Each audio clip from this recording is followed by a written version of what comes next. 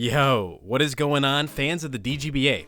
You got your boy Glop here, and today we're going to be going over some PRs for Poison Point this beautiful season. However, I am not alone. Today I'm joined by the one and only Venno. Yo, what's up, fans of the DGBA? You got your boy Venom here, and I am pleasured to join my boy Glop to analyze these Poison Point divisions. My God, man, I'm pleasured to hear you, but we're not going to get into that today. Oh yeah, I'm excited for these. So we've got 16 rosters here, varying degrees of beautifulness and questionability. But we're going to go ahead and start it down from the bottom here. Venno, who did we rank as our number 16?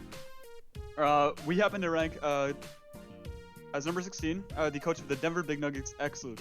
The Denver Big Nuggets. Yeah, it's a fire team. That is okay, right. Now, if we're going off just names alone, like, that would be in the top echelon. I don't know. But this team is... I don't know how to feel about it, man. Why don't you start? Why don't you take it away with your thoughts? I feel like this team just kind of like, it oddly struggles to get a lot done. Mainly in its defensive cores. The defensive mons on this team just kind of like sit there and are annoying, but they don't really force much progress, especially Gliscor. You're not a fan? I don't really like that. You're not a fan of the Gliscor here? No, I hate that mon in general. I think that it is very often just a culprit of just sitting there being slightly annoying and doing nothing. It doesn't really gain you momentum or anything like that. And like his best chances of winning a lot of games are just going to be like momentum into like Komodo and like Victini, and Weavile is a cleaner. But I'm not really sure if he's going to be able to get like crucial kills with this team because his mons aren't naturally like the strongest. Even with Victini's like killer Vk rate, it's just like not always going to be a hugely forceful factor in some games, and that's like the only like strong offense you have. Right. No, I can kind of see that. It seems like some of the mons, like, to actually get that sweep initiated do need a little bit of setup. Like, Nihilego kind of needs to get off a Meteor Beam. Como, like you said, needs to get up a DD, SD, whatever it is you need to go for. I think I like what you said about the defensive elements of the team, like the Vaporeon, Gliscor. They kind of just sit there, you're right. Like, I do think Gliscor can facilitate and get him into some of his offense, but I think the biggest gripe for me, like, personally, the removal on this team is very, very sus. Like, Gliscor is a great defogger, don't get it twisted, but I feel like Gliscor is a mon that you, like, it's amazing. I like it personally. It's amazing in the sense that it has so much flexibility, but when you sort of pigeonhole it into one role, number one, it becomes very telegraphed, and number two, you're really restricting the potential it has to, like, do work in a game. And so, it's like, okay, well, if Gliscor isn't the defogger, then Rotom's got to be the defogger. And then at that point, like, Rotom is kind of similar in that regard. Like, you can use Rotom as a nasty plotter, Scarfer, Specs, whatever you want to do. But when you put it into that one role almost every week, you're going to find that there's going to be certain threats that you just can't take on, or there's certain holes you can't punch that you would like to be able to. Yeah, and also, like, kind of like adding on to that, a lot of his offense core and Vaporeon, or just Victini Weavile in general, is Rocks weak, and Vaporeon does like having boots to not get to KO'd by a lot of common stuff that wants to break through it. So like you're gonna be forced into boots a lot, which it's not necessarily a negative, but it would give you a lot more liberty with Victini and Vaporeon. I think in particular, which is like nicer for this team. He could have had that. I think that's a great point you make. Like, I didn't even really think about that, but I feel like you're right. So many of these mons, like, you just look at the team, like, say you're one of the players here. You just look at Luke's team, and you kind of know what items are coming on all the mons. Like, you can kind of just see it. And I think that's a big weakness when it comes to draft, right? Like, having good mons is good, right? But when they always have to use, like, very similar sets to, like, make the team function, that's a problem. And so it's not that the draft is inherently, like, awful or anything. It's just, like, it's very limited in terms of, like, what the mons can do and how they're going to contribute to the team. And I think that's a weakness when it comes to draft, because, again, I think things I personally value and most people would probably agree with is that you want, like, that versatility.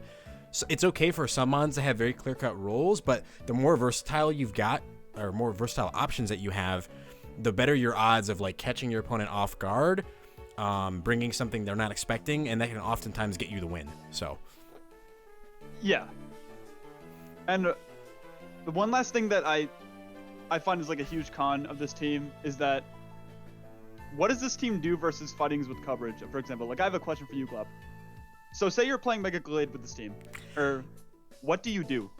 You know, the first thing I would do is I would probably go to my builder and I would look at Wobbuffet and see what its speed stat is. And then I no, deadass. And then I would probably look and then I'd see like, okay, you know what? Let me pan over to the builder right now for you, Vano. Just for you, man. Just for you. I'm gonna type in Wobbuffet here. We got 33 speed. So what this tells me is that even with a choice scarf on this guy, we're not really outspeeding that Gallade. So there's no cheese potential. You know, let me get back to you on that one because I don't see the answer at all. It's very sussy. I feel like you got to pull off some like counter strategy or like you have to never let in Gallade, but that's not possible. So, dude, I don't know. And that's a great point you make because, man, like sometimes in the drafting phase, you really do need to consider like some of the top threats because you don't want to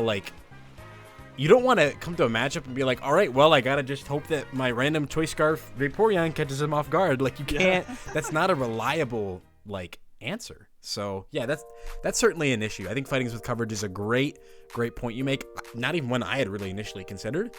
And I think when you have like Weavile and your fighting risks are Victini and Gliscor, that's not a formula for success. No. I think we've kind of covered the weaknesses of this team. It does have some strength, but I think that kind of encapsulates why we've ranked it at number 16. Weavile, Tini, and Como are all pretty good mons that can force offensive games. And Heligo too. And I like his fat core does have some strengths to it, so. Right. But it's not unviable, but it's definitely 16 for a reason. Anything else you wanted to add to this roster? No, not really. Okay. So, moving on here to number 15, we are sliding on over to the DC Umbreon with Captain Jagals. This is an interesting one. I love individually a lot of the mons here.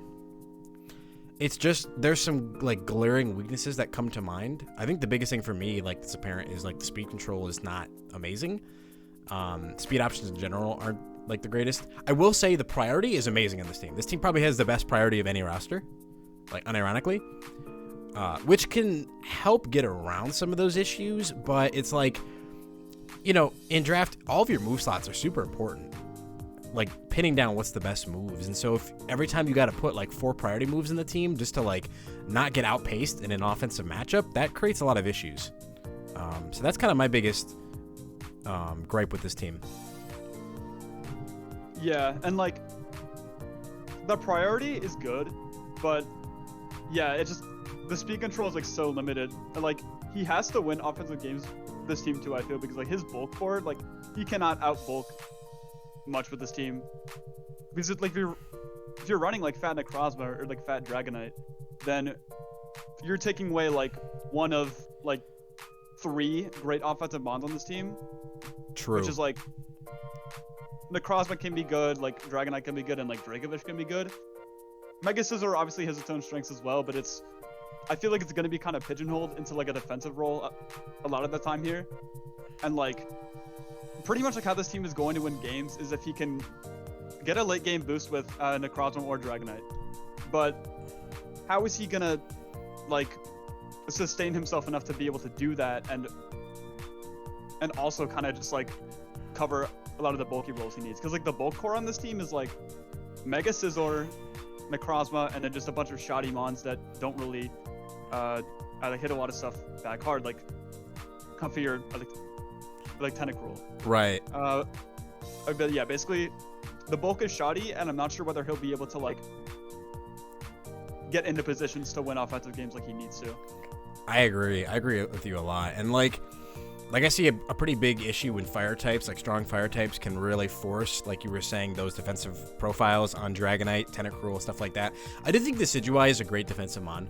I do think it's a nice addition to what is currently on this team. Like I love it being a solid defogger, good U-turn potential. synergizes well with, again, what's already here. And like as a bulk mod, it's not bad if you're looking for something that can just kind of handle certain special attacking profiles. But I think you've really covered it well in the sense that, like, yeah, you just don't want these mons to always have to be forced into defensive roles, these top ones here. And that's kind of what's going to happen a lot of the time. I really like the part you said about how, like, well, how are you going to have the sustain to get that position with the Dragonite Dragon Dancing or the Necrozma getting off its boost? And that can certainly be problematic. Hazard-wise, I think this team is fine. It's got options. It's got Piloswine, Necrozma. I mean, that's pretty much good enough. I mean, those are mons that could come to, like, every game and do just fine. T-Spikes with Tentacruel is nice. And Dracovish for offense is cool, but it's just, like, it's very one-dimensional and very, like you know it's coming. So it's, like, you spending a lot of time preparing for that thing defensively shouldn't be a big issue. Or a lot of your resources, I mean, allocating it towards defending against it. So, yeah, like, the mons are sick. I will say this team, like, it looks cool. And I really love these top 3 mons. But I just think that there might have been some different, more consistent options, especially in the bulk department, that might have really helped facilitate them to, like, shine offensively. But when they're, you know, cooped up into that role of defense, it's going to be hard to get things started and hard to close things out as well, I think. Yeah, and it's also like, I kind of disagree with you on the Rockers point, actually, because we were kind of talking about his top mons being pigeonholed.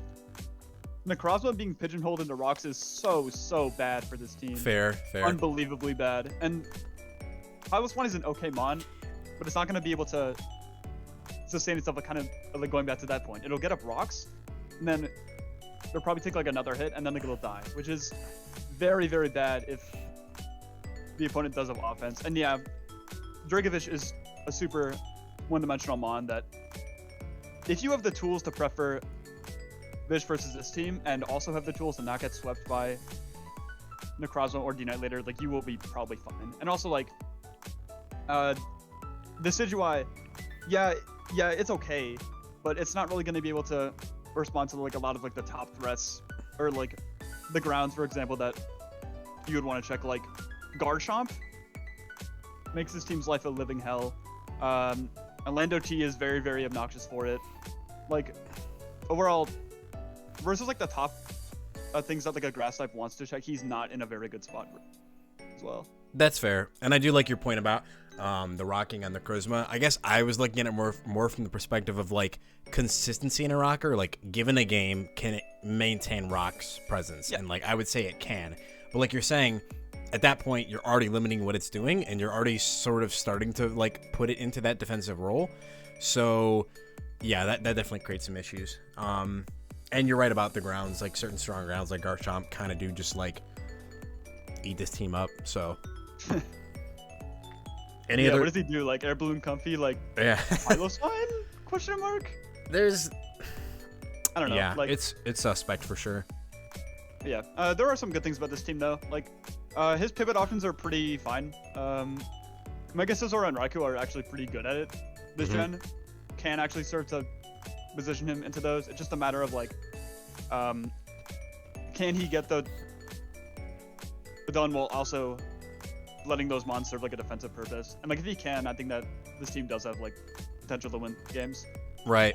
I feel like this draft started out really good, and I just think that, like, maybe some more of the points should have been, like, allocated towards some more fatties, and then maybe picked up some sort of, like, some sort of lower tier, like, you know, other types and other things that you need. I feel like that probably would have served this team a lot better.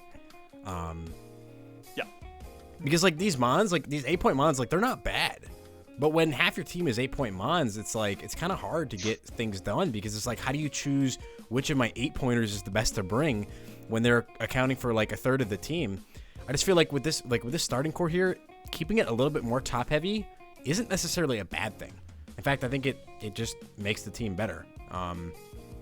But yeah, I think I've said my thoughts on this team.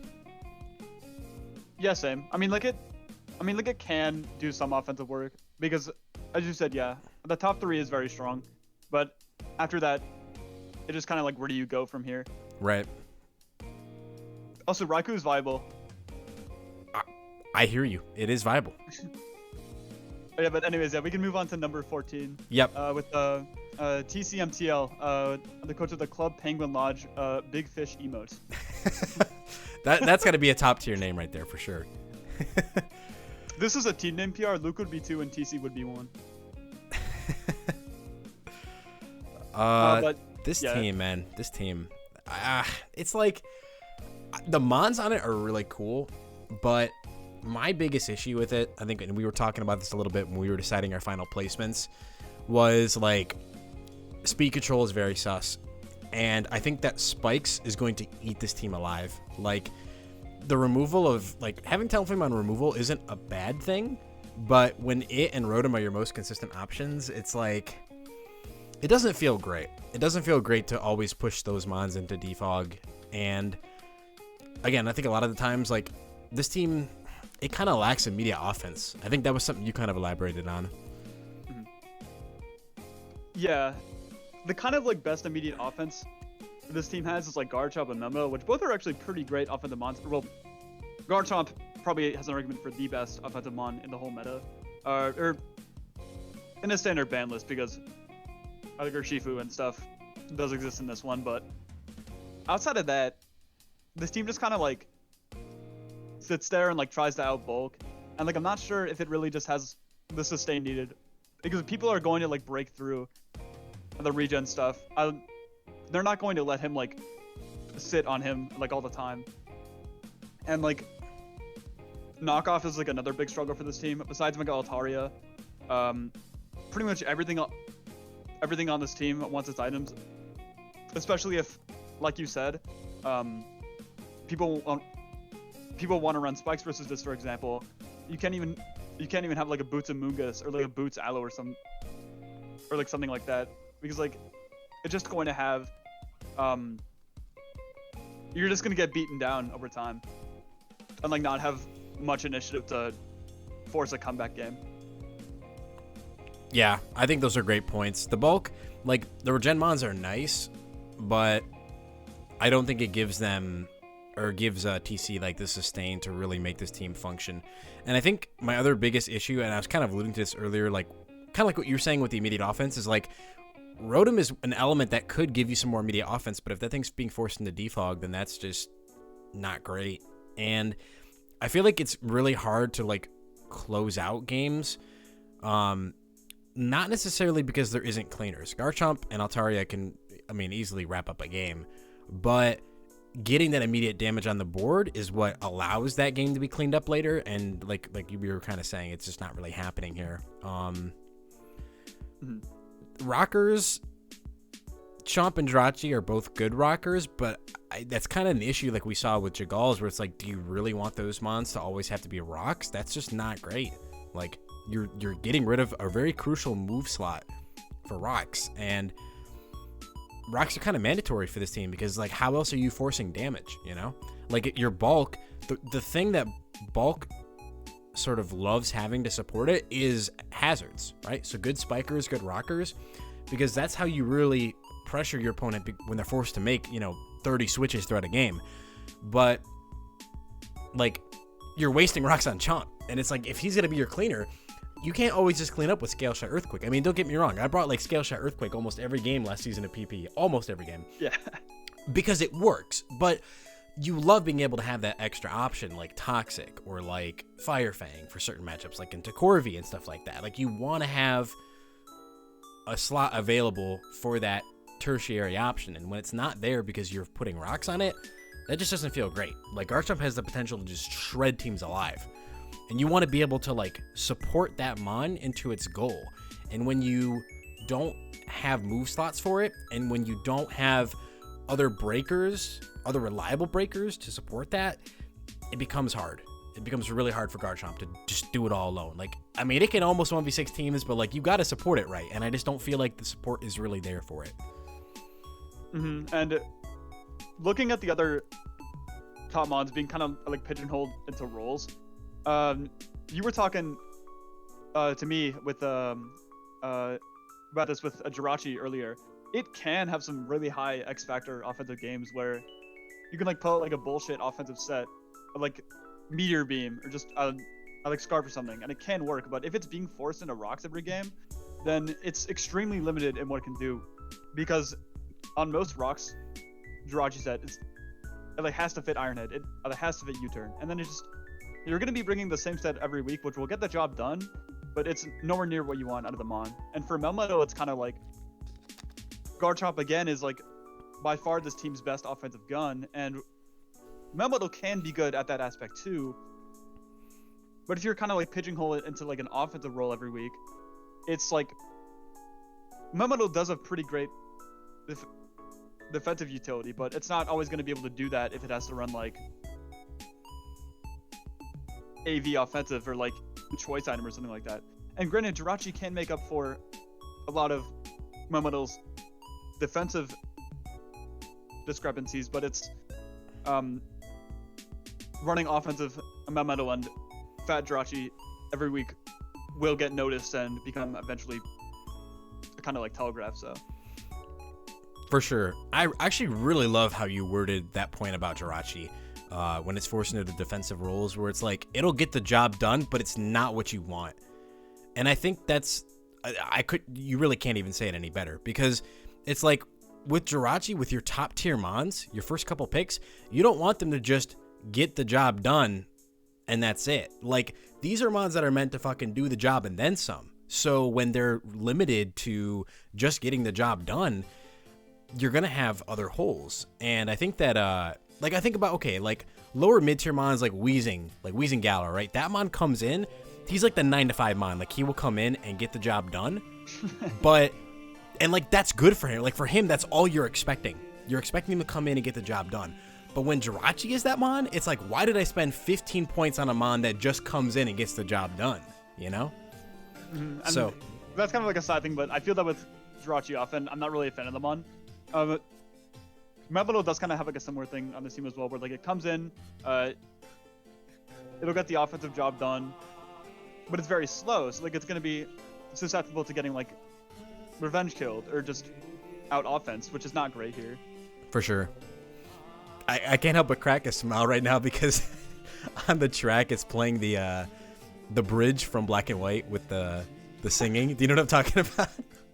The Village Bridge. Yeah, dude, that goes hard. Oh, it does go hard. That's why we're just gonna press on. I don't have a whole lot else to add. Do you have any other closing thoughts, or?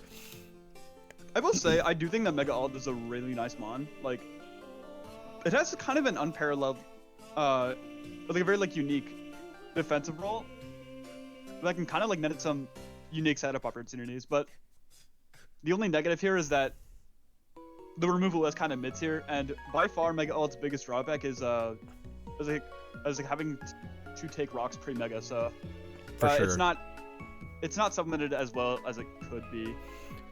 Right. I think Mega Ult is actually a really good mon. It's just that I don't know that this is the right combination of mons to support it either. Yeah. So I think that just about summarizes our thoughts on TCs. Now, moving on next here, speaking of the 9 to 5 man himself, we pan on over to Tezzy, captain of the Wellington Porygon, who happens to have that Weezing Galar that we were talking about. Neat. Round 5 Weezing Galar. That is not that's not a Pokemon I would pick. But I mean, it depends on what you're really looking for. It's pretty highly sought after as a really good mid-tier fairy. I can't say enough great things about that mon. I am like the biggest fan of Weezing Galar. I think it's an amazing mon.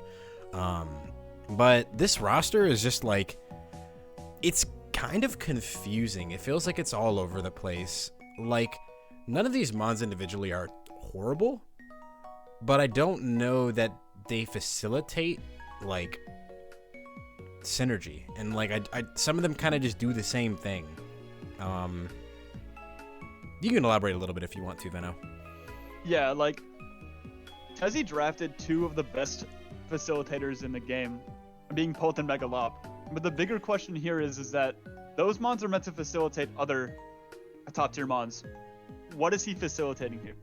Athan DT kind of, but that can't really like carry the offense like you need to. Like Gyarados, offensive Scizor, I guess, but like those mons are like this team could have been like so much better if like he just had like a better way to kind of like capitalize on like the big nibbling that Polt and Lop do. But like Polt and Lop kind of do like they kind of do like similar things where they don't even always enable each other the best, because Lop loses to Polt's main checks as well, being fairies. I guess Lop can kind of enable Polt like to come in versus those psychics, but Nopni's biggest weakness is that those psychics will be able to run helmet, and then like he just like slowly runs out of offensive progress quickly. So overall, it's just, I think that like those two mons could have been used way better. Yeah, I think that's a great way of putting it. I think like what you said is really funny, like nibbling away with like U-turns and stuff. But like, you're right. There's nothing that benefits from like the momentum and the pressure that they're putting on. Like, there's no good breaker to capitalize on it. I think this is kind of a very similar case to Jagal's team in the sense that like, you know, with these two mons, like being a little bit more top heavy isn't a bad thing. Like having those other breakers would be what makes this team so scary. Like so many people in the builder, right? They're like, oh my god, I gotta prep for Dragapult and Megalopony, but then they're like, they're looking at the rest and they're like, okay, but I can handle all these other guys. So it's like, yeah. So it just feels like it falls short there, because it's like, you know, the mons together aren't terrible, but they just don't put on that pressure that you really want from the, you know, facilitating nature of Dragapult and Lopunny. So I definitely see that as a big problem that Tezzy will face, is figuring out where he gets like his value from that isn't Polt and Lop. So they're going to be kind of forced to do like a lot of that kind of heavy lifting that they don't really want to. Like, I mean, they can carry games, don't get it twisted, but it's like, you don't want all the pressure to fall on these guys, because like if they get shut down hard, you're kind of struggling to like make progress in a game. So, and that's not great. I think another issue with the team is that the rocking options are very subpar. Like Rhyperior is a great rocker, but it's like the only good rocker on the team. Aurora's, it's Rhyperior's only rocker is very not ideal. Aurora's is, I mean, Aurora's gets it, but Aurora's is like, it's kind of a mon. It depends on the day, you know. It really depends on the day if it's a mon or not. But I can't back you on this one. You know what? Look, I stay in Aurora's, but here it's questionable. I just think, yeah, the hazards are very sus here. Like, kind of like what we talked about with like TC lacking like spikes and hazards to like for his bulk to capitalize on. There's no like hazards to reward, you know, Dragapult and Lopunny for clicking the funny button. So their funny buttons become a little bit less funny, you know? And then it's like, well, how do I close this game out? It's like, you want to be able to chip the defensive mons with U-turn and rocks. But when it's just U-turn, it's like, a lot of mons can just shrug that off and just kind of, you know, not care. So I just feel like there was some oversights in terms of where the like outside pressure comes from besides these two top guys, and I think Tezzy's gonna run into some issues in the team builder figuring out that question every week. Yeah, and also like going back to like the rocks point, which I completely agree with. A lot of his like other offensive guns want rocks to kind of like nag like crucial KOs that they need, like Thundy T and Gyarados and Scizor as well. If it's running offensive, they both really appreciate just like hazardous damage to get those like crucial KOs on things, because Thundy T and Scizor are strong mons, but like they won't be able to outright win, and that's kind of like something that this team also lacks, is like the ability to outright win, which is like kind of big, especially with like Dragapult and then Lop, like you like want that. You could have kept it right there, especially with Polt. Like, come on, like your team's supposed to just win, bro. Like, yeah, for real. Outside of that, I mean, yeah, it's lacking that punch. I think that's the biggest flaw with the team. And the bulk core is very susceptible to getting overwhelmed, because like his team is full of those kind of like 9-to-5 mons. Yeah. But, like you want kind of like a more exceptional bulky core as well. Like water resist is like superior in Gyarados. Ugh. Venno, I want you to imagine you were a businessman, okay? And you want to be successful in the modern world, all right? You can't just staff your whole team with 9-to-5ers, right? You need those exceptional, amazing workers. Some of those guys who are going to stay there for overtime, they're going to come in on the holidays. They're going to put in their fair share of work. They're not going to take 45-minute shit breaks. Those are the kind of guys you need, right? Yeah, bro. All right, if Superior is on the commode for 45 minutes, it's not a big deal, right? He's still going to get his stuff done, but you need those guys that are going to be there the whole time. So yeah, for real. that right there is the story of this team. The defensive Scizor, G-Weezing, even like Rhyperior, do all kind of fall into this. Yeah. Any other? Yeah, overall, just a very, like... If I were to describe this team, I would say, like, ineffective. For sure. You could definitely say that. Moving on here to number 12, we have VM Noons, coach of the Alaskan Articunos. This is an interesting one. I actually drafted Mew Clef in MLP, and I also have Keldeo in that roster too. So I off the bat, I like those three together. I think they work well. It's just like, at a first glance, I just feel like the low tier mons are kind of out of place. They're just kind of random. Like, it starts off amazing, and then the end just kind of falls flat. This team to me is just full of so many mons that are way better on paper than they are in practice. Like Mew, Keldeo, like Toxtricity, Lycanroc Dusk are all mons that can be good on offense, but like realistically they will do more in prep than in the actual game. And like I'm not sure if that's like the best choice you want for like an offensive team, which like this kind of like looks to be, because like my biggest problem with Mew Clef is that they're often like, it's kind of like seen as like a core where, oh yeah, Mew will get forced to do offensive things, but in reality that's not always the case. So like if Mew and Clef are both forced into like a bulkier role, then like where does this team go from there? Like it's forced to rely on like Chomp, Keldeo, Tox, Lycanroc Dusk, which is like, it's okay, but like you want mons that can force more than the bottom three, and while Mega Chomp is really good, it's not always going to be able to do that kind of like heavy lifting. For sure. Yeah, you're right. Like, cause I feel like in this team comp here, like Mew is going to get forced into defensive roles more often than not, because of that lack of like other immediate punch. Like, it does look like it's inclined to be an offensive team, but like you're saying, just some of these lower tier offense mons, like they can get the job done, but like it's going to be hard. It's going to be hard for sure. I think the defensive elements of the team are really nice. I really like Mew Clef together, and I think Mandibuzz is great too. You know, it's going to facilitate those offensive mons like Chomp and Keldeo, Lycanroc to come in and, you know, claim their pickings. But it's just very strange, and like the speed is not super synergistic. Like Ribombee, I don't know how I feel about that. Like as the fastest mon, I think Lycanroc does synergize with what we see in the top, you know, majority of the roster. But after that, it gets a little bit, like, questionable. Like, I just don't know. I don't really see how Ribombee fits in. Like, you can't...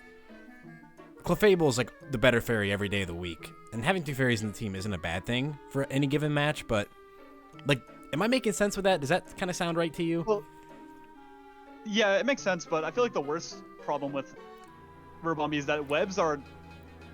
Fitting webs this gen is just so meh, especially on a mon that's just, like, as frail as Ribombee. Its job is to come in, set webs, and die.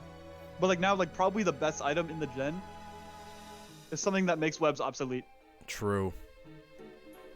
So it's not really like a reliable strategy anymore, because like ironically this team would actually benefit a lot from webs, because like you got mons like Lycanroc Dusk, like Toxtricity, you got Mega Chomp. Yeah, which are all mons that like if they had like they were like very fast, like they would be insanely good, but they're not. So like realistically, this team like could be like getting overwhelmed without not doing as much damage back in like a later portion of the game. Right. I will say like there is knockoff support from Mew, Clefable, and Mandibuzz, which are great users of the move. So, you know, that could alleviate the issue we were talking about with boots. However, it's like, I guess more so what I meant from Rabambi was like, it's not really the fastest mon here. Like you were saying, its job really is to just get up webs and die. So it's like you really are banking on your Lycanroc as your fastest mon, and then from there, it's like you're also banking on getting off the knockoffs you need to.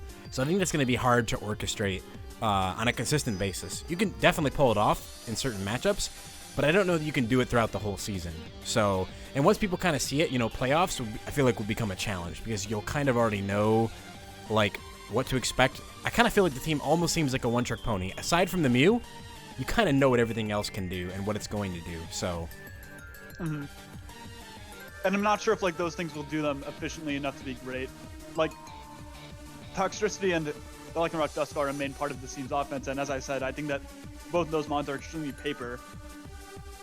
They will force a lot in prep, but in the game it's like, oh yeah, like realistically, like Toxtricity is going to be choice locked, or Lycanroc Dusk is like pretty weak to bulky ground or something like that, or like remotely bulky thing that will beat rock types. Right.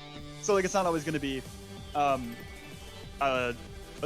like something that you can rely on, and also like as well with the knockoff thing, Mew and Clef being forced into knockoff is not ideal, and Mew being forced into anything is really not ideal, and that's why I don't really like the mon that much, but also like, I don't know, it just feels like way too forced into everything on any team, almost. For sure. Any other... However, oh, go ahead. Yeah. I do like this team's bulk in general, though. I think that Mew, Clef, Mandy is very, very strong. Steelix is a decent enough supplement that covers a lot of roles.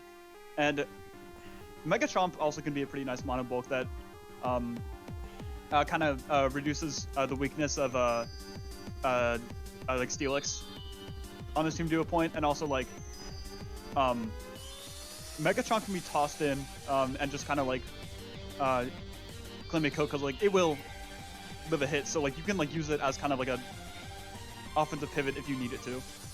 Yeah, like a good buffer. I agree with that, because like I feel like the defense in this team could get kind of sauced up by a strong fire type, but then Chomp there is just like it's like its best defense is the offense that it threatens. So it's like, yeah, you can get your fire in and get a strong hit off on it, but then you gotta you're staring down Chomp. So it's like, who really won here? Like long term, the fire will win, but short term, Chomp can like poke some holes that is going to be really hard to recover from. So Keldeo is kind of in a similar vein for that too. So yeah, like this team's bulk is good and its offense is decent, so it's not a bad team by any means. It just could be better. For sure. I think that's a great way to write it off. Next on our list here, we are going over to the Straw Hat Rayquazas, piloted here by Luffy. I just want to say, I made a little note when we were going through and doing our own first impressions. Next to this one, I wrote fun. I think this team looks I think this looks like the most fun team. I really do. I just love how it looks, and all these mons are like super cool mons that like I would always like be totally down to use. I don't know if the exact combination that's here is the right answer, but they look so fun. Like I think Luffy's gonna have a fun season, I think.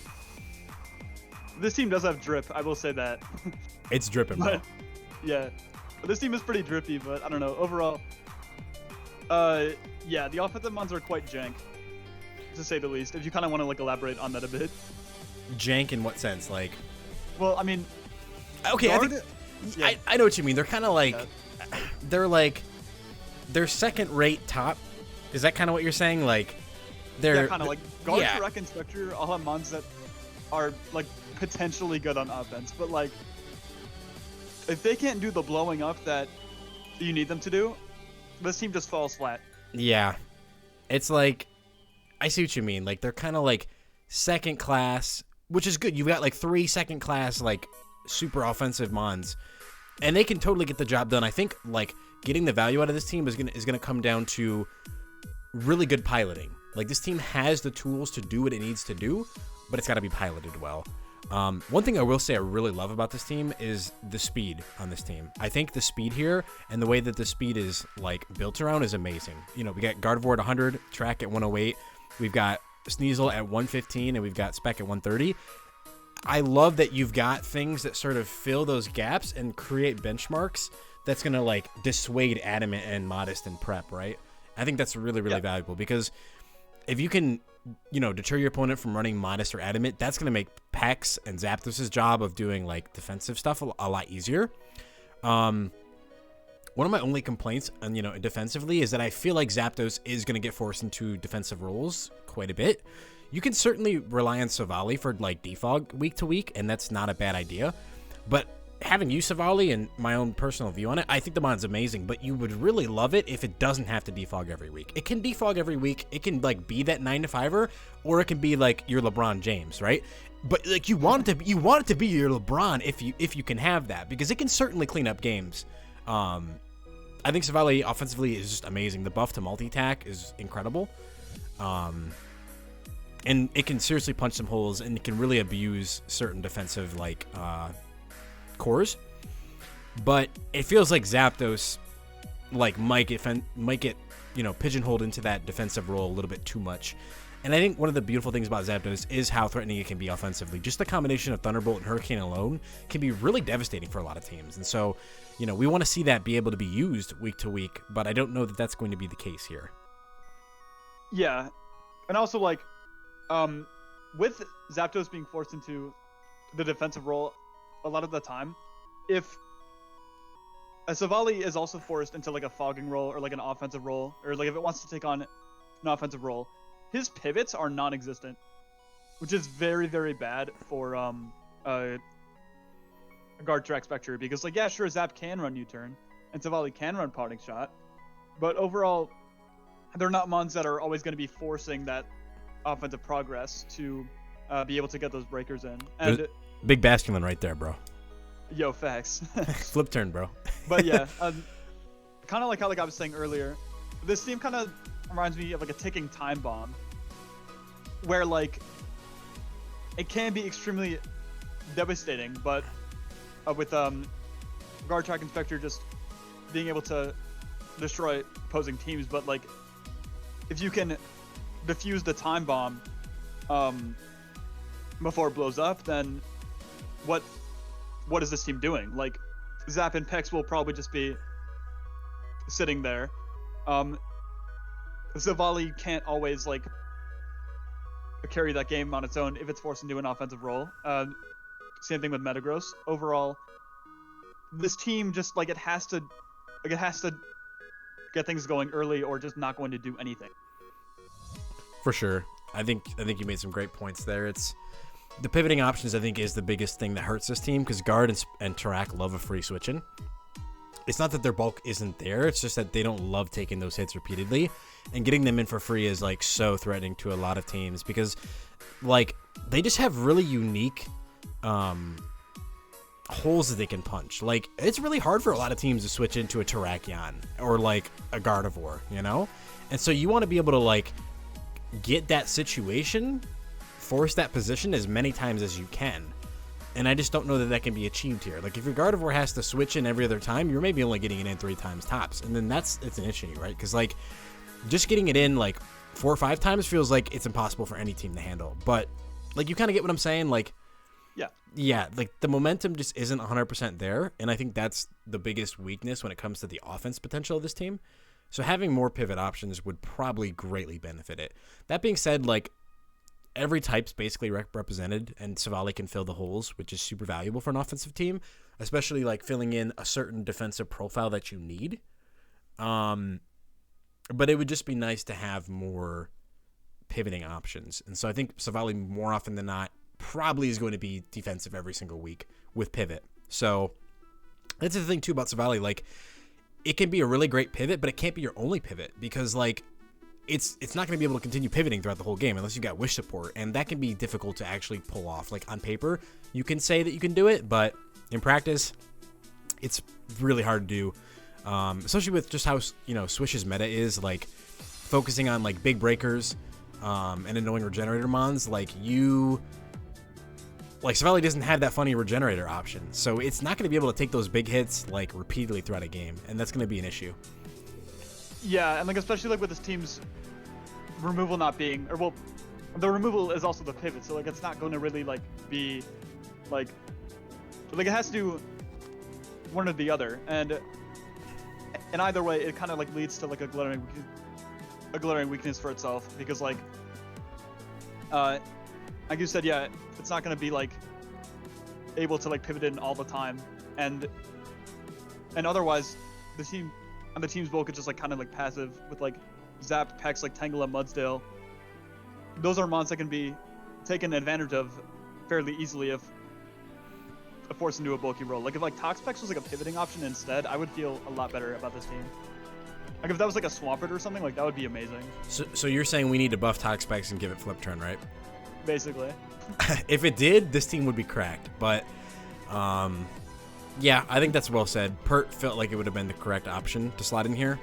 And it would have really... I don't know when Pert went, to be fair, but... It went, what, round... I'm looking for it on the board here. I know somebody took it. It went round 3, so it was an option. Yeah. It was an option. I mean... I kind of like stand by them, but... the example point like kind of stands where like a pivoting option instead of passive bulk would be nice. For sure. Any other thoughts you have for this roster? I hope that Spectre can win many games this season. That mod is funny. It is really funny, and I think this team just looks really fun. Like the offense mons in this team, I feel like they're just really fun to click buttons with, and so I mean, I hope Luffy's able to pilot it well and get the value out of it that is there, the potential that is there. He's just got to play really, really well and prep smart too.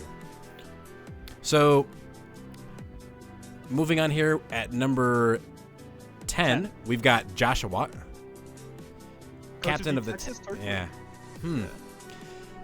You had some better thoughts about this team. We kind of went back and forth on it. It's got great mons. It's got great mons all across the board. I even think Cradilli is not even that bad. And the Ditto potential is really, really cool to like dissuade setup. Because I feel like the bulk on this team is good, but they're not mons that can like they can't effectively stop a snowball. They can't effectively stop, a Dragon Dance mon and stuff like that. So I feel like having Ditto there really, really helps the issue of this team in terms of like clapping back to something that's sweeping you. But for me, the thing I just didn't like about the team is I feel like the pivoting options are not the greatest. Greninja doesn't always like running Training Wheels U-turn. That's not to say that U-turn isn't good on the mod. Like, Scarf U-turn can be amazing in the matchup if you need it, or just, Life Orb U-turn in general can be really great. But you really would love to, dive into the other moves that Greninja's got in its move pool. And so I just feel like getting the strong offensive mons in is going to be kind of tough for this roster. Baton Pass Togekiss isn't bad, but again, you don't want to dedicate a whole move slot on Togekiss to Baton Pass. Like, you can definitely fit it some weeks, and it will absolutely be the right call. But I wish that there was a little bit more momentum, kind of like the issue we were seeing with Luffy's team. Yeah, and I will say the positives that I saw from this team are that the main defensive core on this team, I guess, is like Registeel, a Miltank, like Togekiss, Nidoqueen, which oddly actually fit together pretty well. They cover like most weaknesses that you would need to find out of like a defensive core. And Gallade, Queen, Blacephalon, Greninja is like such a strong first core. Like he's pretty good speed with Gallade, Blacephalon, so like he's able to kind of like get out those offensive games because like his mons will be faster. So for sure, I think he will have the edge in things like revenge killing, pretty good hazards options with Greninja spikes, Nidoqueen, the key spikes and rocks. And Registeel is a very, very reliable rocker. It should always get them up. But yeah, the pivoting options could be better on this team, which definitely would help.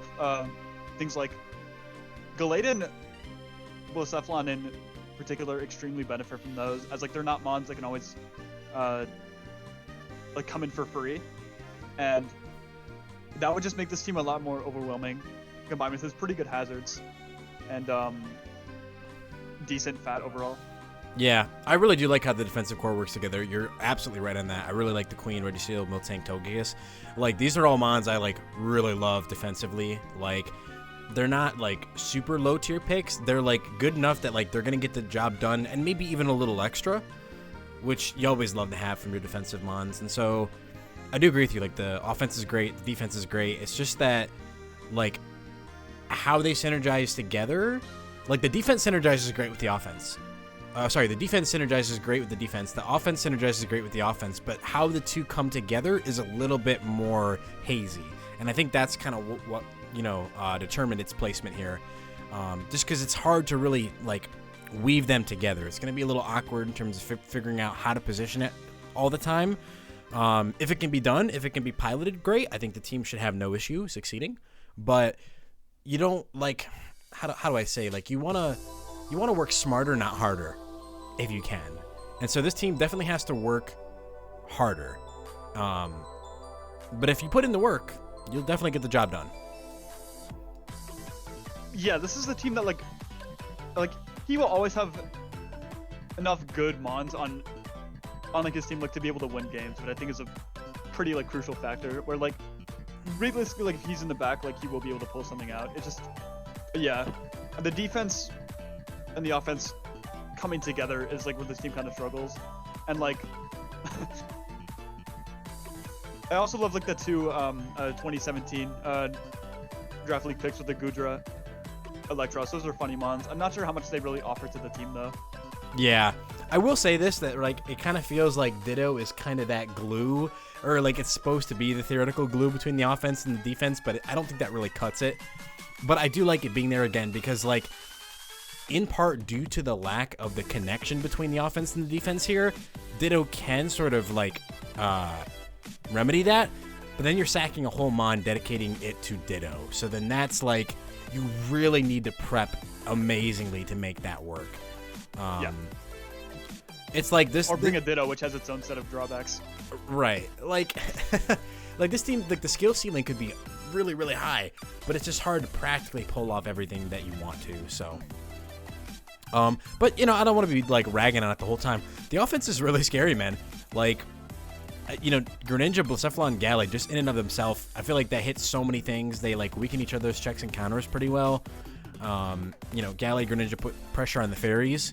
Greninja takes care of those psychics for Gallade, and so like this team, it hits well. It hits really hard. Like you were saying, he definitely has the offense to like bring back games. It's just got to be played really well. Yeah, and also like Nidoqueen is always not forced into the defensive role on this team, and that kind of like adds like a really scary fourth to the offense, where like it has like a much stronger out versus fairies and like things like that. So yeah, I really like the offense of this team, and the defense is pretty good. It's just a matter of like how did those two like merge that this team kind of gets like a bit like scrambly in. Right. But it's a fine team. Any other thoughts on the roster? Like I said, yeah, the callback to the early days of Draft League is pretty hilarious with Gudra, Electros. Those were some 2017 mons. Was that like was that a common thing that would come up, or? Dude, those mons would always get drafted and were supposed to be like defensive backbones back in the day. It was so funny. I wasn't doing a lot of draft back in that time, so I didn't really see that. But I can kind of see, because they do cover like certain things. But I think Gudra can be good here. Like, it's Gudra's kind of that unique blend of offense and defense. So again, it's just like the pivots is that thing I think we were really looking for. Yeah, for sure. So moving on here to number 9, we've got Toxic, the captain of the Big Dick Swannas, baby. Well, but DGBA better get demonetized. Nah, don't even worry about it. This team, man, I gotta say, the first thing I noticed is I had flashbacks to Season 11 of MLP when I had Torn, Slowking, and Tangrowth. Disgusting mons to have together. Actually gross. I don't know how this managed to make it all into the same team, but oh my god, is it going to be annoying for people to take down. Like, it is going to be an actual headache. Like, at face value, all these mons are just great. They're just great mons. I think the issue is going to be that, like, they're great mons, but they specialize too much at, like, a couple things. Like, obviously, Torn has flexibility. Tangrowth can use an offensive set. But generally, you kind of know what these mons are going to do. And that is a weakness because you can basically figure out how to capitalize on, like, the roles that they're basically always going to fill. But the mons are just so damn good in and of themselves that, like, this team can still get stuff done. It just doesn't have a lot of surprise factor, I think. Would you kind of agree with that? Yeah, his offense to me feels very telegraphed. Like, Torn and Slowking are going to be like teleporting into Medi or like Gengar or like even like Mamoswine if he wants to, but like we all know what Medi and Gengar are going to do. So like the responses to that are going to be pretty telegraphed. And the other thing about Medi and Gengar I feel is that they're actually not the best at breaking through opposing checks at our main stabs. And it's mainly that like Gengar is kind of like forced into like a choice specs or something if it wants to gain like crucial KOs. Nasty Plot is good, but like at the same time, it kind of like does have that factor of, oh yeah, this thing doesn't have immediate offense, so I'm like kind of like pressured to click Nasty Plot, which can be kind of annoying for it. I'm not really a huge fan of the mon in general, but the other thing, I feel like we're kind of missing that Mamoswine. I kind of didn't see that guy chilling in the middle, but like that's actually also a very scary offensive mon. Like, yeah, Mamoswine kind of like saves this team offense. Yeah, for me, because like Medi Gengar by itself is kind of like underwhelming, but Mamoswine actually does help this team out a lot, just by being so insanely strong, which is very nice. And priority, dude. Like this, I don't know. I think teams never like value priority enough nowadays, and like priority is really good, man. I think it's really good. So like I like that we've got Bullet Punch, Fake Out options, and Ice Shard, all like just incredible tools to have for an offensive team like this. Yeah, but unfortunately the other thing with being an offensive team is his rockers are lackluster. Mamoswine Kaparaja, like especially when Mamoswine wants to kind of like enable like things like Gengar or Mega Medi to be better. Rocks isn't always what it wants to do. Like he'll get him up, but it's just like if you could have that fourth move as knockoff instead, then like man, you're chilling. Yeah.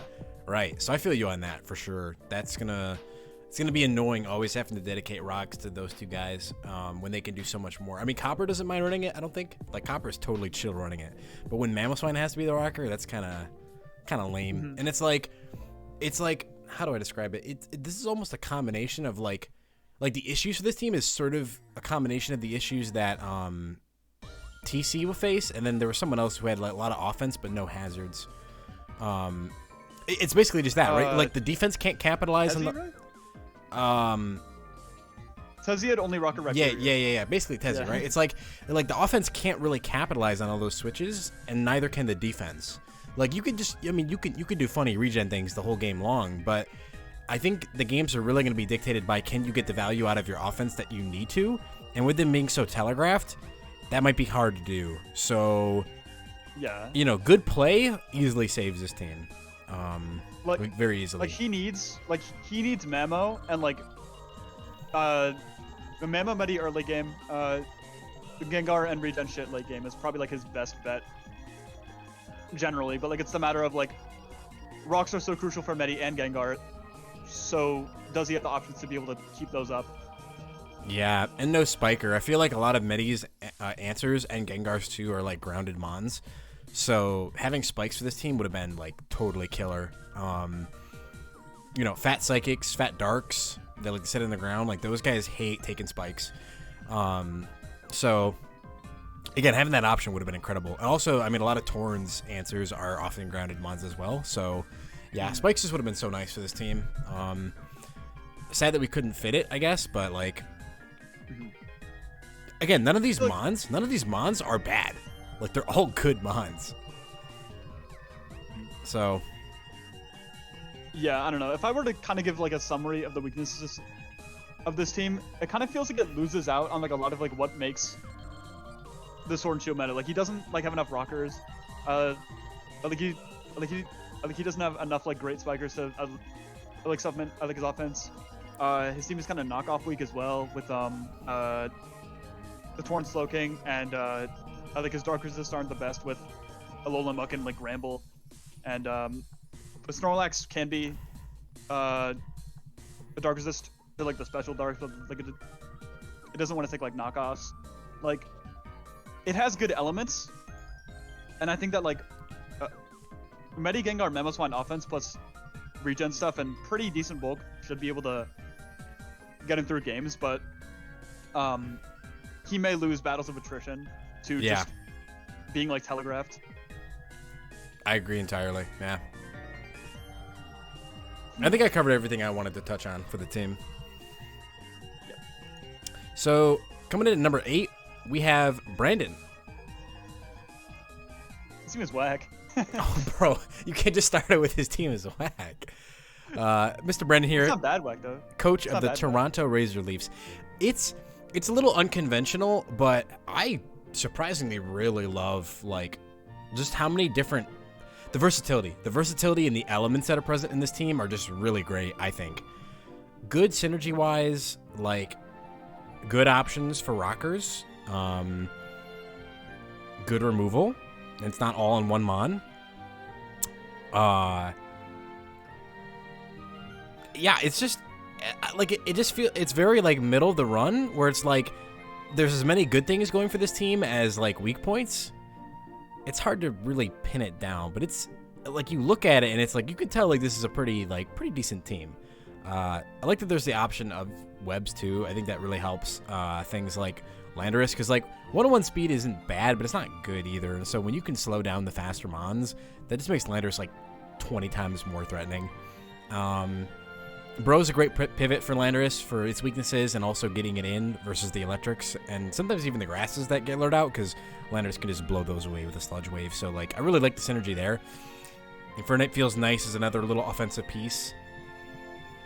And the low tier mons are really solid. Like Bronzong, Dredagon, Dhelmise, Greedent. Like Greedent, you probably never bring, but like it can do some stuff. It's not, I'm not saying it's gonna get you a lot. Like you might get like 40% off on a mon, but if you paralyze it with Body Slam, sheesh, that can change the game. So I did see someone get swept by a Stuffed Cheeks SD Greedent in like PWS a few days ago. That was funny. But anyways, I will say, his start is overall good. I feel like Lando Slowbro, as you said, yeah, it does have pretty great synergy. Generally, Slowbro does cover a lot of the defensive weakness that Lando has as well, like waters and ices. Overall, Slowbro does have a lot versus those. Infernape is kind of the pick that kind of like drives us down to being the middle for me, because I do feel like with Lando you want something to be like noticeably faster than it as like your other kind of like top tier offensive gun, to be able to revenge a lot of like the 110s or like the 120s that will end up revenging Lando and being kind of like a thorn in your side offensively. And I'm not sure if Infernape is really the answer for that.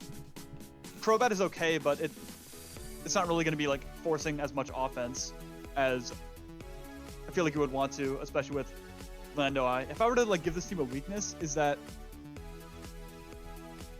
the offense after Lando kind of just, there's definitely like a step down that seems like fairly like noticeable to me, but I think his team does fill a lot of defensive roles quite well. Slowbro, Sylveon, Crobat, Bronzong is pretty strong. Very strong Fairy and Steel, with Wish support especially is really nice for Bronzong. A good rocking options, as you said. So this team does have like good chances to win longer games, but overall, I think it's just like Lando could be supplemented better is probably like the main drawback. for sure. I feel like Brandon kind of maybe noticed that while he was drafting. Was like, oh shit, let me pick up Vikavolt, because like the webs can kind of help with that. But as we've kind of discussed, right, like it's a little bit annoying with the prevalence of heavy duty boots. And I mean, your best knockers are like, what isn't it just Lando? It's the mon that's abusing webs. Yeah. So yeah, I mean, like, yeah, he does that for himself. Like, I mean, Landorus will support himself, but like a lot of times you don't want to have your top mon support itself. Like, it's definitely doable in the right matchups, but I think having a couple more knockoff users would have really helped, raise the threat that Webs presents. So Gyarados as a cleaner, I think, is really, really cash. I think Landers is going to have an easy time, chipping away at the grasses that Gyarados struggles with. And that should make it a lot easier to just clean up late game. Especially with maintaining the hazards presence like this team can do. And the sustain, so you can definitely, wear the game out to the point where Gyarados can certainly just click the funny move and then win. But yeah, it's pretty like we said, kind of just run of the mill, very very middle ground, but it definitely has good elements going for it. And I think that if it's if prep is done right, this team should be able to win a given matchup. Yeah, no, I agree with that. It's just that he could have a faster team. Yeah. Could have more defog, so things like Bro and Sylveon aren't forced on the boots. Gyarados, Lando, and Infernape. Taking rocks is very, very noxious for all of those. No grounded poison, so I guess Fat Core is susceptible to T-Spikes as well. But True. Overall, it's very, very serviceable. Landawai, Gyarados, and Infernape is pretty strong, and Bro, Sylveon, Zong in particular is something I like. So it can win games, but it definitely has its fair share of weaknesses as well. Like you said, it has just as many strengths as it has weaknesses. For sure. I think that pretty much encapsulates Brendan's team. Moving on here to number 7, we have the Poison Point God himself, Slap, captain of the Ottawa Senatoros. And They made playoffs last season. yeah, he was close to. He was so close. No. I want to say that this team looks cool as shit. Like, it actually looks so good. I think the number one reason this team wasn't ranked higher, and we didn't even discuss it, but I think we're gonna both agree, is that just like the removal options are not there. That was kind of why I had it ranked around this as well. Yeah. But I kind of like also had the reason is that like this team has so many strong options, like Nidoking, Prim, Mega Heracross, Salamence. But his momentum options, I wish that they were just better. Like, Zarude is good, yeah, but like Zarude constantly clicking U-turn is something that like you don't always want out of this team. And like Celesteela is not really the best top tier to take advantage of all that, though. Steela's aura is pretty crazy. Yeah. But this is an offensive ass team that can really just force pressure on the opponent. It suits Slap really well. He loves clicking the funny momentum buttons, and he loves having mons that are just very tough to switch into. So it really suits his very like aggressive play style. I think, and he's got all the tools to do that. He's got the pivot options, Zarude, Prim, Zera, Azelf. Like, he's got great pivots. He's got great mons to capitalize on that, like Heracross, Nidoking, maybe Mence in the right matchup. And I mean, heck, he's even gone so far as to really account for some of the strong fighting types by having Spiritomb and stuff like that. So, like, this team, it's got a lot going for it. The offense is amazing. I just wish that there was a little bit better removal, because I think that like Slap, the way it's gonna go is like if he can run them over in the first like 25, 30 turns, Slap's gonna win like every game, like no doubt. But it's the longer games that will become an issue, and that's not even like for Slap as a player. That's just like because of the limitations that the team has for longer encounters, right? But like for most offensive games, Slap should be just fine. Like, he's got great speed, he's got great breakers, beautiful synergy, and I mean just these top 6 months just look like they work well together. They just look like correct, you know. Mm-hmm. He's even got fringe spikes option for Heracross, if that needs to come up. I'm wondering what the last 2 picks were. I feel like that's just a meme so that he's not as weak to ice. That's what it feels like to me. But like, I guess they're just meme picks. That might just be meme picks, but like, maybe Flareon could help with the fire weakness. Give him a nice little cute little wish. But like, Yeah, Defense as well can do that. right. I just wish there was a little bit better removal, but I really do think there's so many great things going for this team. Good knockoff users. You got Zera, Heracross, Azelf. Great cleanup options. You know, Zera Aura just being fast as it is. Autotomai Celesteela, weakness policy. Choice Scarf Sarud. You've got amazing cleanup options.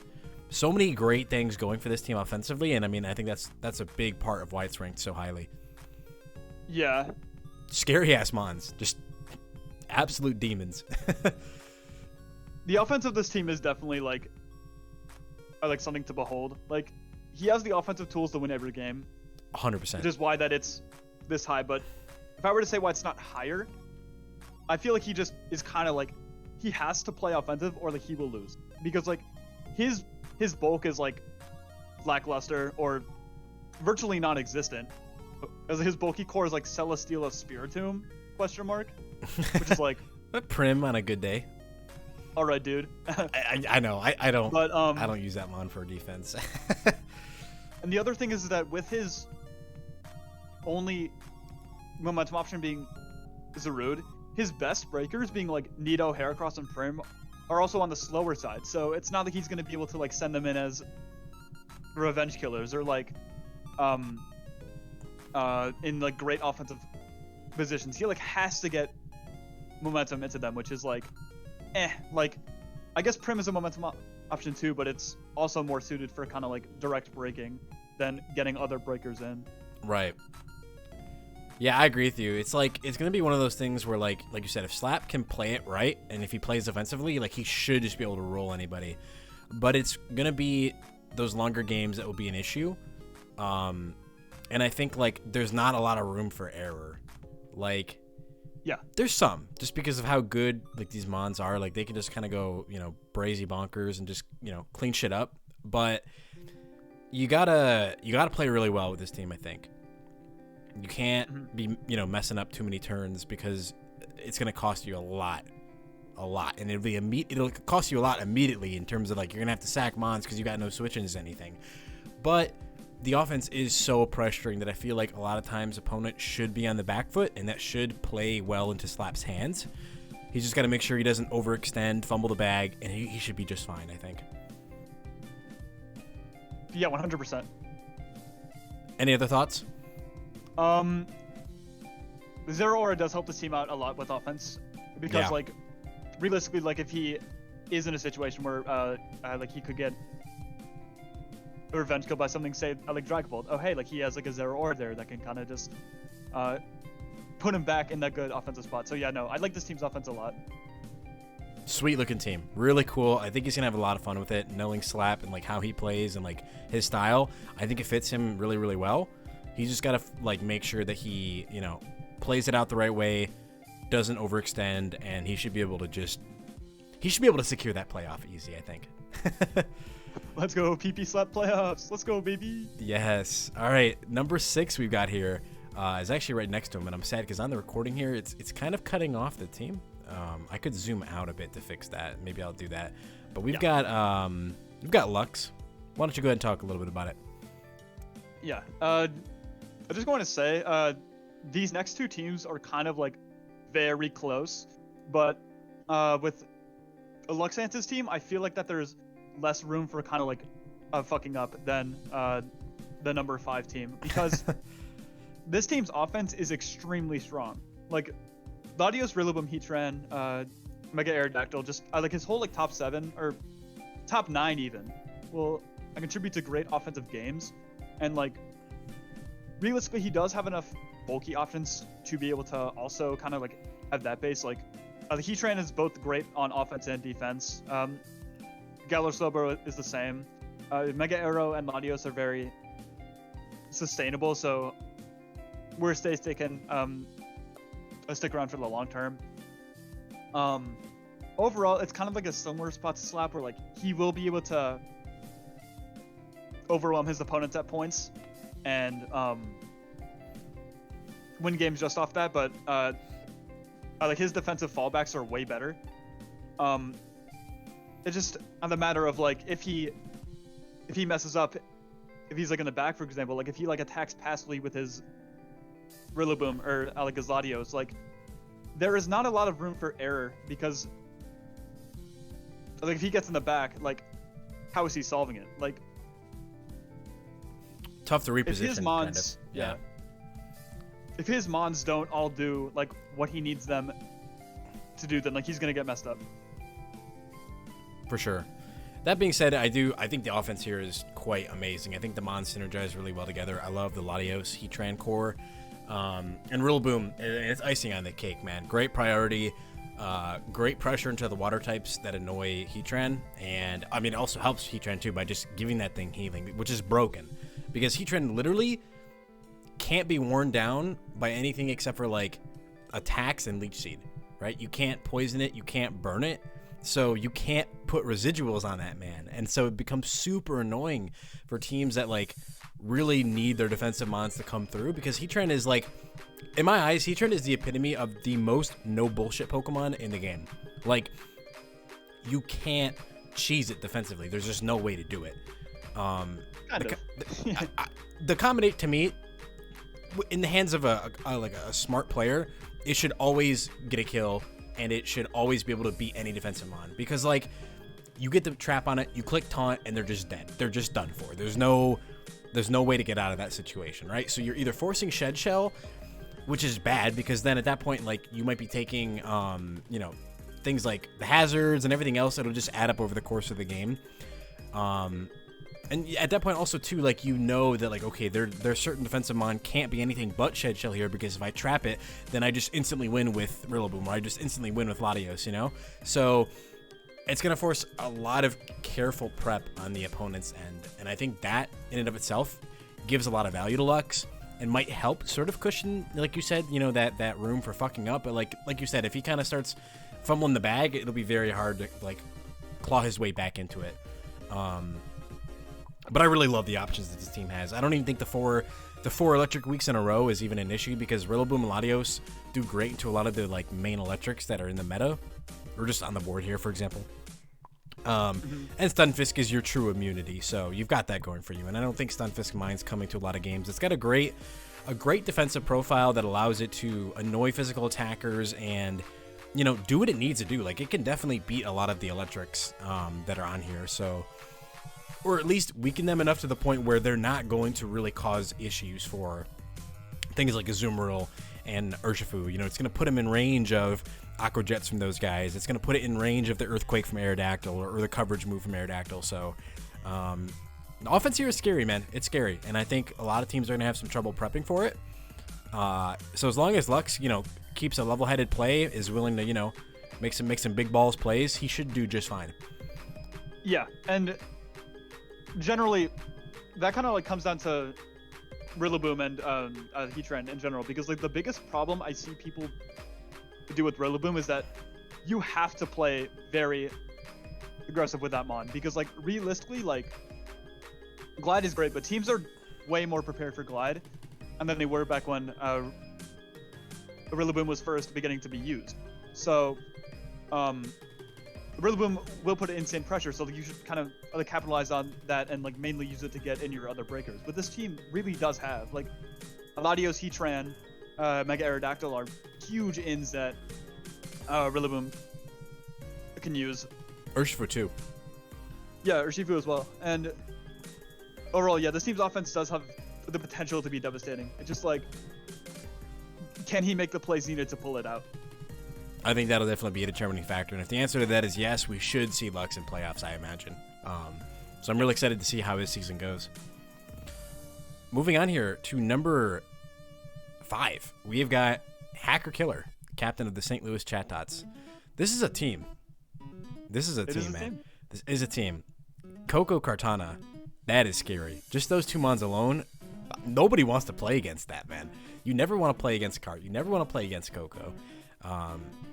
They're just super annoying mons. Cartana hits like a truck. And also there's a Charizard Y just chilling at the bottom, right? I think what Hacker's going for here is that you're going to be like doing your prep 15 minutes before your game because you've been procrastinating the whole week, and you're going to like completely miss the fact that there's a Charizard Y at the bottom, and then you're about to get smoked by that thing. So the You don't offense even see here, him there. You don't even yeah, see you him. bro, you see Pikachu in your mind, you just automatically kind of like cut off, like, okay, that's his bottom shitty mon. But then he's just got the Charizard chilling down there, and you're like, oh shit. So it's definitely a scary prospect to run up into Charizard Y. Charizard Y is a mon that like is so hard to deal with defensively. The issue, of course, is that, you know, as long as you can maintain Stealth Rock pressure, you should be okay versus it. You shouldn't lose more than a mon or two. But that's the thing, right? It's like not only does it require good good pressure with rocks, but it also depends too on like how Hacker plays around rocks and if he's willing to make some aggressive plays. Because someone who plays aggressively Charizard Y, that's like a nightmare. It's like impossible to defend against, dude. You're just screwed. Like if he's in your head, if he's got free real estate up there and he's making the right predictions, that mon should be popping something every time it comes in. So definitely very scary to take on offensively, and the defensive tools are there too. We had kind of talked about how Hacker and Lux we thought were very similar in terms of like ranking, but I think the big deciding factor here was like we put Hacker a little bit higher because he's got mons that can sort of like make up for if he messes up. So he's got the G-King that can just kind of come in, regenerate, give him pivot potential, and I think that adds a lot to this team. You know, it kind of patches up a lot of holes defensively and like can enable some scary stuff with Future Sight too. Yeah, and a few other mons like Crook, like Seismic Toad, yeah. And even like a bulkier Kartana, which is like a great set that I've seen used to actually really great heights recently. They can kind of like come in, sponge hits, and like pressure back, which is like something that this team really appreciates because how this team is going is that momentum is going to carry this team like to the win with like a Coco, Kartana, Mega Charizard Y, Galarian Slowking. Those are all mons that are so fierce to just kind of like scout around and switch into, and like he has 4 of them. So realistically, like he can afford to play aggressive with those guys and just kind of like enable them for others, which is easy because like those mons are able to come in on a lot. Because they're also all sustainable. So like tossing them in, netting a kill, and then coming back in later is very possible, which is an aspect that I really like of this team. As you said, he is able to kind of like sustain his offense over time and win games later on with it, which is really nice. Totally. And I think like one weakness you could point to with this team is like, so the speed is kind of weird, champ, right? There's like Coco, then it goes to Kartana. That's what it is, right? It's like, you had a pretty sizable gap there. So like things can really afford to run Adamant and Modest more versus him, which is going to cause some issues. But you know, you've got a whole ass Slowking Galar right there. You got Crocodile with Intimidate. You got a Fat Boy Toad who's always going to be putting in work. So you've definitely got things to fall back on. It's just going to be a little bit weird when it comes to the speed, right? But that being said, he does have options that can very realistically fill in some of those gaps. Like he could, for example, he's got great Scarf potential. Like he's got, you know, Scarf Haxorus, Scarf Crocodile, Scarf Kartana. Those can all kind of mend, even Scarf Serena can all kind of mend some of those issues you're going to run into when it comes to the speed department. So, and like none of those mons really even mind, I don't think, running those items. So it's not like he's doing his team a disservice by doing that. It's really just going to depend on what the matchup calls for. Removal here is a little bit like, that's the only other thing I can really poke at is that I feel like a Charizard Y team would like to have a little bit better removal. That being said, of course, he does have 2 spinners, and Serena's a damn good spinner at that. Which can really turn it into an offensive monster once it gets one of those up. So, you know, the defoggers I think I would like to see just be a little bit better. I feel like defogging is always a little bit more consistent than rapid spinning, generally. Coco doesn't like getting rid of its terrain. Kartana doesn't like having defog. It likes, you know, being able to have 4 funny moves or Swords Dance. So, from that regard, you know, it's a little bit weak in terms of getting rid of the hazards, but with everything else considered, there's a lot of pressure coming out from this team. And even if rocks can't always be kept off, even Charizard just getting 1 or 2 kills is pretty damn valuable for this team. So yeah, I just think in terms of like supporting Charizard, there could be a little bit more support there. But Serena is like every week bring. So it's like, it could be an every week bring, I mean. So it's like, it's not unreasonable to keep off hazards. So as long as he plays it smart, should be no problem. Yeah, and also like, the speed control thing is kind of like another thing that put him over Lux. Because like if you look at Lux's team, his own speed gap goes from Mega Arrow to Latios, which is a lot more punishing than Goku to Kartana, and having like 3 great scarfing options. And yeah, like you said, Zardwai, I feel like it is kind of hard to support super efficiently because a lot of spinners aren't great in the meta in general, and like top tier defog is kind of like where you want to go with it, but Coco and Kartana can technically run it and like force enough pressure to be able to get those defogs off for free just by forcing things out. And I value Colossal and Serena very highly just as Mons. I feel like both are extremely bringable and able to get those spins off pretty consistently. But his offense doesn't really even need Yard to like always be great. Like he has other great offensive tools that can just come to games, with Yard being the force and prep that's just way scarier. So overall, I feel like this team like has the offensive options to be really, really scary in prep and like enable things, but also like has the defensive backbone to be able to win those long games and just kind of like carry itself like through the game. Yeah, good pivoting options too. Coco and Serena for U-turn is great. They're just great U-turners. Slowking, you know, you can make some pretty safe double switches from that thing, so you got options in that regard as well. Personally, between us, I think Cole's ass. I would never draft that thing. My bad. We're not friends anymore. I'm sorry, dude. I don't think it's a mon. But, you know, if someone can bring it to a game and it can get them that spin that they need, my hat goes off to you. You're a good man. But I just can't. I can't get behind the mon personally. But I think Serena is incredible. I think Serena's amazing, and it does exactly what he needs. You know, coming in on whatever water types might annoy Charizard. Not that really ever happens because you got Solar Beam, but it just it fits with the rest of the team, and it can definitely keep hazards off the field. So, I like the roster. It's cool. I will say about Cole, being a low tier hazard spot with spin, rocks, and spikes is pretty valuable for this team because the spikes, rocks, and spin are all things that this team's offense and defense really likes. For sure. Any other thoughts on the team?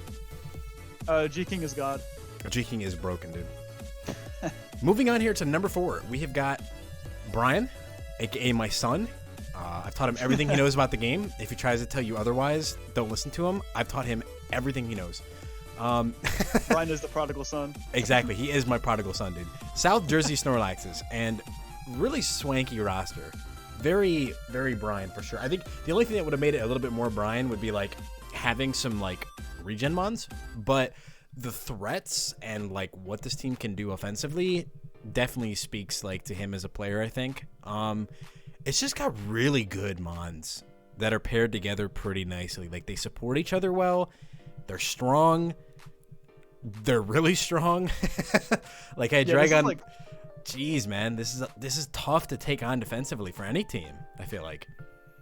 I feel like this is like one of like the first teams where I see that I don't think a single mon on it is bad. Like, just as a mon, though, I think that in free agency did drop Hoopa U for DOD, if I recall correctly, which I don't think that... I think it made his team worse because, like, he is a clef key. Do you? I mean... Well, I mean... It gives him another pivot, which is pretty nice. Gives him a better fighting resist, which is, like, nice. I'd probably like keep it at the same rank, but anyways. Yeah. But yeah, this team is so scary offensively. Like, great pivots with I like Hydreigon, Swampert, Blissey, Thundee even is a great one because you can often force pressure and be able to U-turn on things, which is generally not an expected set, but it's very effective. I was talking about this earlier. Swampert's an insanely good pivot that also covers a lot of great defensive bases for this team. It covers things like fires for Mawile and like Hydreigon, ground types. Gives this team a better rocker. Just overall a great addition to any like offensive team. And, for sure. Yeah, overall it just Buzzwole is another great mon that can kind of be both offensive and defensive. Offensive Buzzwole's a menace with like how strong it actually is, and is also able to keep itself sustained over time, which is really, really nice for this team. Because pretty much Buzzwole and Hydra being sustainable will be able to keep this team in like a longer game, which is very nice. And obviously, a Mega Mawile plus like the spike support plus the pivoting support is so scary. Yeah, that's honestly that's a big part. Like spikes with Hydreigon and Mawile is just like, bro, it's just too much. Like, it's very very scary. And one thing I want to applaud here, because I see, you know what, I'm gonna call it a mistake because I personally think it's ass. Okay, is I've seen people do like Skarm Bliss on an offensive team, and my question to you is, what do you think you're doing? Because it does not work, buddy. In my opinion, it does not work. Okay, if you have just Skarm on this team, that's fine. If you have just Blissey on this team, that's fine. I would say it's even better, right? Because really you're using Blissey here as a pivot. It's just your ghost type answer and it's a pivot. He's really just going to be rocking teleporting that guy like every week, right?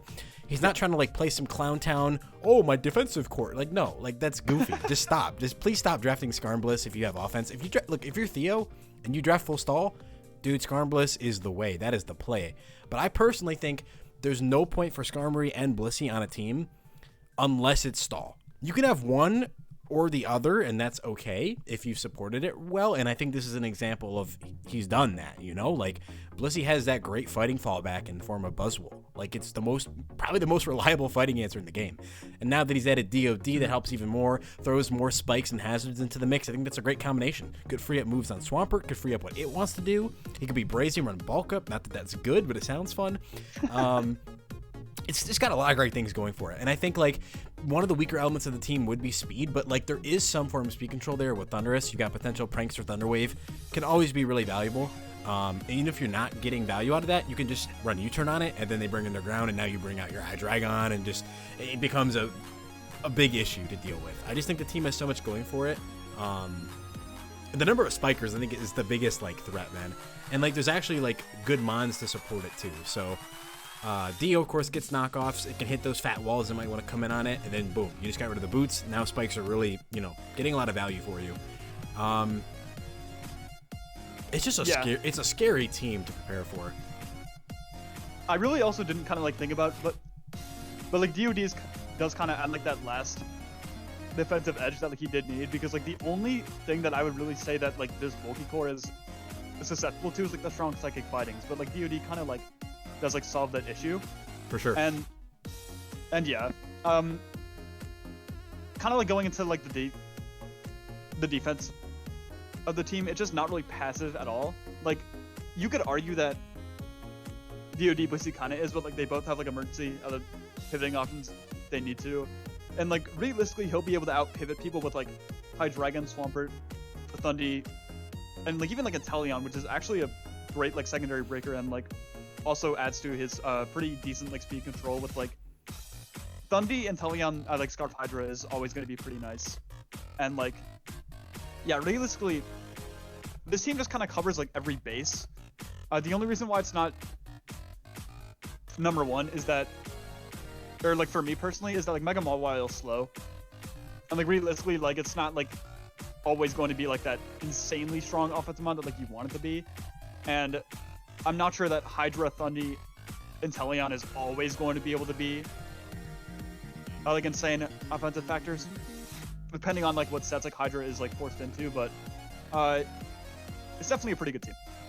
100%. And also I just want to compliment, because I think like the actual most big brain part of this entire team, all right? I want you to look closely at the Mawile, the Swampert, the Buzzwole, the Blissey. None of those guys want to take spikes, right? So Brian has actually gone to the next level. He's actually advanced the metagame by drafting like 3 of the best spikers, or like the most commonly used spikers: Klefki, DOD, and Roselia. Dude, nobody can spike on this guy. Like, very few people in this draft actually have spikes. There's only like a small number of them. So like, clearly he's ahead in the metagame. You know what I'm saying? Yeah, and like that's kind of like a cool strategy that like I kind of I like thought of this a few years ago and it blew my mind, but I feel like it's something that people should follow in general. If your team is weak to something, or well, if you have like a strong threat, kind of like drafting like the counter to it is legit, because like yes, realistically Brian's team would be kind of weak to spikes, but like since he has like all the spikers himself, it's not like like in turn like his pivots get like stronger. For sure. Like just like draft like the thing that you're weak to. Yeah, but at the same time, it also really helps him because it just makes his threats even like scarier. So I really love the decision to draft spikes. I think it's underrated. You know, yes, boots is, you know, very prevalent, but I think a big thing to consider too is like the biggest element to consider is that the majority of Pokemon that spikes is obviously the groundeds. It's not always common for the grounded mons to use boots. Now, of course, there are the grounded Pokemon that are weak to rocks that would like to run boots, but some of the other like general, think of like, you know, crap like Slowking, Tangrowth, like all those other fat guys that are just, you know, neutral to rocks, typically don't run boots unless they're forced to. Spikes is something that's going to force them to run that, and then that in turn makes their defense weaker because number one, Mawile can just knock that shit off. So can Dio. And, like, DOD too. And the other problem too is then you're limiting your defensive counterplay because you can't be running a resist berry. You can't be running leftovers. You're forced to run boots. And so it's like it really, like, just in the prepping phase itself creates issues for the person who's on the defending end. And I really love, like, that conceptually is such a strong thing. I really think people need to start paying more attention to spikes because, like, while I will say this, they're obviously not as good as they were like in the previous generations, but they're still a very, very strong tool if your team supports it correctly. And I think this is a pretty damn good example of one that does. So I think I've said what I want to say. Any other thoughts for you, Benno? Yeah, pretty much just like forcing people to prefer like the strong offense like plus that spikes is where this team makes its money. And overall, like he just like has the tools to overwhelm people. But yeah, if Mega Mawile was like base like 150 speed, this team would be number one. Did you say if it was 150 speed? You get my point, dude. You need to go home. You need to go home, bro. If Mega Mawile was fast, this team would be number one. I think we can both agree on that. I think we can both agree on that. Now, folks, we've got a very interesting scenario here. I'm sure you've always seen, you know, the rankings go from like 16 all the way up to 1, and you pretty much know what you're getting. Then I had a lot of difficulty here for the number 2 and 3 spots because we both made cases like for and against these teams, and it's just really hard to like pinpoint which one is the correct one to put in 2 or 3 respectively. So we're just gonna kind of go over them both. You can call them both two. In our little notes here, we've got it. They're both marked as 2/3. They're both 2-3 because they're both just 2/3. Yeah, they're both great teams, you know. Which one do you want to go for first, Benno? I will go for the one that I actually argued. Okay, go for it. For that case to be better. Troy's team, coach of the Orlando Meowstick.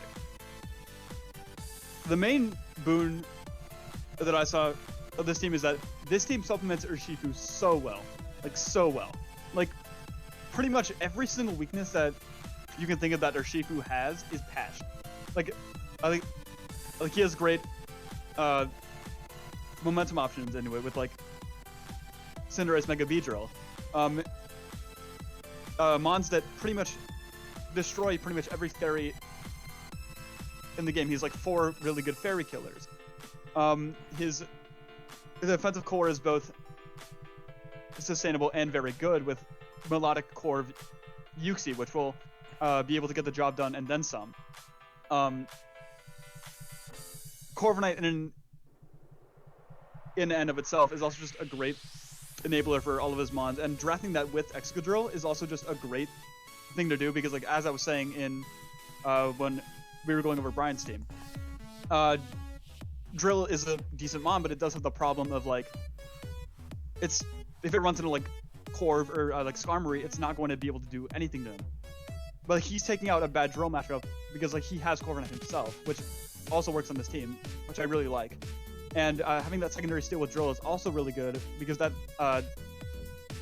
really helps him with responding to those devastating fairies such as like Mega Diancie that would normally be a problem for this team. The Tapu Lele itself is also just kind of like a really strong offensive gun that is just kind of like a last supplementary mon to this team that just kind of like fills in the gaps for Urshifu breaking wise. So I really I really, really like this team. Just overall, it just has really strong momentum options, a lot of power, good speed control with the Mega Beedrill. And yeah, it's only missing in one crucial aspect a bit, which Glop can probably touch on. So, like, he was very vocal about it. I was very vocal about it. And I don't want to sound like the negative Nancy here, but my one issue with the team is, like, listen, guys, if you're prepping versus Troy and you're not sure what to do, okay, find a Pokemon on your team that learns this crazy move called Shadow Ball. All right, now go to the item slot, find that item called Choice Specs, apply the goggles to that Pokemon. You should do okay in this matchup. I just think that the Ghost Resist is kind of sus with only it being Urshifu. It does leave some holes defensively that most teams can capitalize on, whether that's Banded Poltergeist or like Choice Specs, like Shadow Ball. Like, he's got to find workarounds for those. And if he can, I think the team is great, because I really do, on every other front, agree with exactly what Venom's saying. Like, there's great pivots here. We got flip turn, U-turn, U-turn, U-turn. So many great pivoting options, and like Urshifu loves coming in for free and just clicking the funny move. Like, that's how it gets ahead, and that's how it gets value. It's a broken Pokemon. Ban Urshifu. You really should ban Urshifu, please. Ben and I have been saying this since day one. But like, it's so crazy how many good things are going for this team. My one gripe with it was that big ghost weakness. But good play can definitely, get around that. No team is going to be perfect. No team is going to have answers to everything. But yeah, the offense is just cracked. It's cracked. Great speed tiers. You've got something faster than Dragapult, which I know that Venom had touched on when him and I were discussing, trying to pin down which team would be ranked where. I do like the double steal, and I do like what you said about Corviknight being drafted in addition to Drill. It just gives you two different options for your steal, man. And Luxie can be a fine levitator in terms of handling grounds, depending on the matchup. So, I think, like, personally for me too, I think an element that would have made this team probably a little bit higher in my eyes would have been another great special offense mod, because like, it's pretty much just down a Tapu Lele for that. So teams with great like especially defensive answers, great defensive answers, are going to do really well to this team, I think, or are going to do well enough into this team. Because it's kind of hard when Lele's your only really great special attacker. Melodic can do it, but I feel like it really loves running a more defensive pivot role for this kind of team. So, but that being said, the offense is it's stacked. It's crazy. You've got a great knockoff user in Uxie. Uxie does not mind running knockoff like every day of the week. And Beedrill is going to knock off, annoying defensive mons that Urshifu can then capitalize on, getting rid of things like Rocky Helmet, stuff like that. Like you said, I think they just really, they built around Urshifu excellently. So definitely a good team, very promising. I'd love to see how it does. Yeah, and kind of like touching on like the Ghost weakness point, it was kind of something that I minimized a bit, because Ghost Resist aren't always as crucial to draft, or like at least like having a high tier Ghost Resist, because there are not very many good ghosts. Like, it's like Dragapult, it's like Gengar, and then there's not really much else Aegislash below that. Oh yeah, well, Aegislash, but Aegislash is a bit more unconventional, because like it's still really good. Yeah, because it's a steel type. It being a steel type opens it up to having a myriad of like other answers to it. But pretty much like, if you think of like a Choice Specs Shadow Ball Mon versus this team, right? Like, say like Gengar comes in and it kills something with the Spec Shadow Ball, Urshifu will come in and claim one right back, or even get like a U-turn off into like something else, like to get insane momentum. So like realistically, like Urshifu is also great at like capitalizing on like all of those normally threatening mons. But yeah, I do agree that in theory, like say like the Appleton was like a cheap normal or something, like, yeah, like that would be better. For sure. Yeah. I also just like worried about it's not even just Spec Shadow Ball, it's also like Bandit Poltergeist can also be kind of problematic. I mean, you can be a god and run no item Corviknight, and that'll help you. But yeah, just definitely gotta be careful around that one element. Otherwise, I'd say the team's pretty sound. It doesn't look like it would be amazing, but when you really break down what each of these mons on your screen does and how it supports Urshifu, you start to realize like, whoa, we got something kind of saucy going here. So again, I'm excited to see what Troy can do with it. moving on here to the other team tied for 2/3 is going to be Granky. The Ho-Oh-Hos. Yeah, the Ho-Oh-Hos, dude. Now, I was the one that was a bigger proponent for this being number 2, and I don't even think it's because this team is like anything like, I don't think it's like overwhelmingly scary with the offense, but I just think it's super well constructed. You've got good offense in the form of Aegislash, Pidgeot, special offense, and then Landorus can be really, really strong with Earthquake, and Mienshao, banded high jump kicks can be devastating. It's just got a lot of nice synergy between the Mons, I think. There's great pivot options. You've got Mienshao, Landorus, Pidgeot, Whimsicott, even Volcarona, I guess, if you want to. Volt Switch, Magneton. It's just got a lot of great things going for it. Good rockers, Landorus, you've got Tyranitar, and even good removal, too. You've got Tapu Fini. Landorus can also remove, given the right matchup, so can Pidgeot. Typically doesn't like to, but you could, run a very meme set with Volcarona with, like, Defog, but there's just a lot of good things going for the team. Good speed tiers, Pidgeot's 121, we got Mienshao 105. And Mons that don't even mind running Scarf. Like, you can easily Scarf up your Lando, you can Scarf up your T-Tar, or Magneton, depending if you're going up against a fast steel that you need to trap. So, I think the thing to me that really put this team highly was, like, Volcarona. And I think that's because, like, I feel like people undervalue the, scary factor of Volcarona because it forces a lot of prep. And in doing so, it's going to make you inherently weaker to these other scary mons like Aegislash, like Pidgeot, Landorus, too. It becomes really hard to check everything that could potentially be thrown your way. You've got Bandit Tyranitar, you've got Specs Aegislash, you've got a Volcarona that can sweep you late game. There's just a lot of things to account for in the builder, and I feel like you've really got to be, I guess, what's what I'm looking for? You really have to be able to discern what he's going to bring in order to adequately prep and have the right tools on your team to counter it. Otherwise, it can get pretty scary pretty quickly. I know, Veno, you would touch on the one thing you found was a kind of a weakness of the team. Yeah, well, this team is actually, I think that like the offense is also, I agree with the Glop that the offense is like really good and like he has a multitude of options. I felt like this team was lacking a bit in the defensive portion, only because his team is like pretty much every defensive mon on this team. If you look at it, like Lando T, like Tapu Fini, Aegislash, can go defensive. Tyranitar.